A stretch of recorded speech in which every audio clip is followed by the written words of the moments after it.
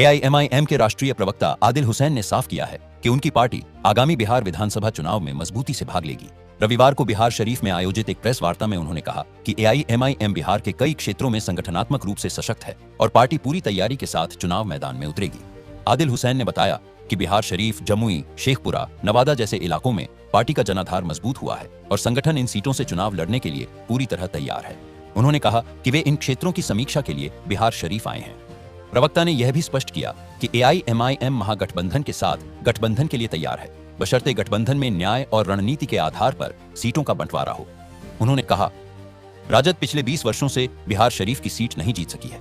ऐसे में अगर भाजपा को हराना है तो महागठबंधन को रणनीतिक तरीके से काम करना होगा और हमारी पार्टी को बिहार शरीफ से मौका देना चाहिए।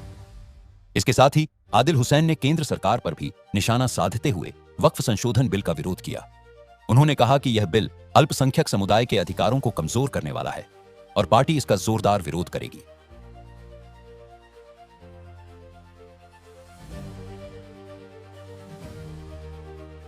राजद चुनाव बीजेपी को नहीं हरा पा रहा और आपका एमएलए जो है अभी मंत्री बने, कभी नीतीश जी के गोदी में, कभी राजद भाजपा के गोदी में।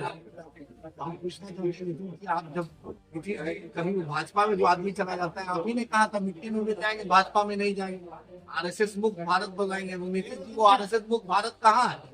आज जो आपके आरसीपी सिंह ने 370 पर, ट्रिपल तलाक पर, सीएनआरसी पर, वॉक बोर्ड पर जो स्टैंड लिया जदयू का, दूसरे आयोगों की ह्यूमैनिटी इश्यू पे नीतीश कुमार क्यों नहीं खुलकर बोल रहे हैं? वॉक बोर्ड जैसे मुद्दे पर नीतीश जी ने क्यों भाजपा का साथ दिया? ललन सिंह भाजपा के प्रवक्ता क्यों बनकर पार्लियामेंट में उन्होंने बात की?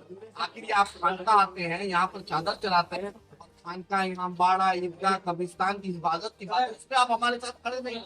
और जो एक सेकुलर हिंदू भारत का है वो भी ये सवाल कर रहा है, जब बुद्धिस्ट एनवायरनमेंट बोर्ड में कोई दूसरा नॉन मुस्लिम नहीं रह सकता है, इवन मुस्लिम नहीं रह सकता है, जब हिंदू एनवायरनमेंट बोर्ड में कोई मुस्लिम नहीं रह सकता है, तो मुस्लिम वॉक बोर्ड में आप किसी का मुस्लिम को क्यों डालना चाहते हैं? आखिर आप तनाव क्यों पहना चाह रहे हैं? हम तो नहीं बोल रहे हैं कि वैष्णो देवी ट्रस्ट में मुझे डाल दीजिए, तिरुपति बालाजी में मुझे डाल दीजिए।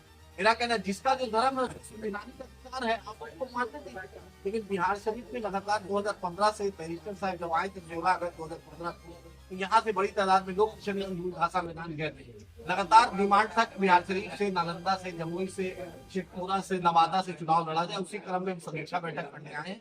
तो हम इंशाल्लाह जो प्रपोजल यहाँ की जिला इकाई देगी, हम प्रदेश अध्यक्ष को देंगे, राष्ट्रीय अध्यक्ष को। बहुत सारे जो यहाँ के प्रतिनिधि हैं, जो कैंडिडेट हैं, वो चुनाव के समय में बरसाती बैठक में आते हैं और तैयारी करते हैं। बाकी प्रतिनिधि में और शमीम अख्तर में ये फर्क है कि चुनाव की तरह बरसाती बैठक में नहीं आता। वो बरसाती बैठक की तरह वो 5 साल पूरा का पूरा जमीन में उतर के जनता के लिए लड़ता है, उसके अधिकार के लिए काम करता है। मैं पूरे 5 साल से काम कर रहा हूँ और मैं अब जो है पूरी तैयारी चुनाव की कर चुका हूँ, कमर बांध चुका हूँ। पार्टी ने भी घोषणा लगभग कर ही दिया है, तो आने वाले समय में हम लोग यहाँ से जरूर चुनाव लड़ेंगे और जीतेंगे भी, जनता का साथ रहा। क्या लग रहा है, क्या मुद्दा लेकर आप चुनावी मैदान में होंगे? हमारा मुद्दा यही होगा कि बिहार के अंदर जो जितनी पार्टियां हैं, ठीक है ना, वो हमें गठबंधन में लेती नहीं है। गठबंधन में ले लेती तो भैया हमें सबसे पहले तो गठबंधन में लिया जाए, और अगर गठबंधन में नहीं लेगी तो हम बाकी थर्ड फ्रंट बना करके जो भी पार्टियां हैं, चाहे चंद्रशेखर आजाद रावल है या छोटी छोटी जो भी पार्टियां हैं, उनके साथ थर्ड फ्रंट बना करके हम गठबंधन करेंगे और गठबंधन करके पूरे बिहार में मजबूती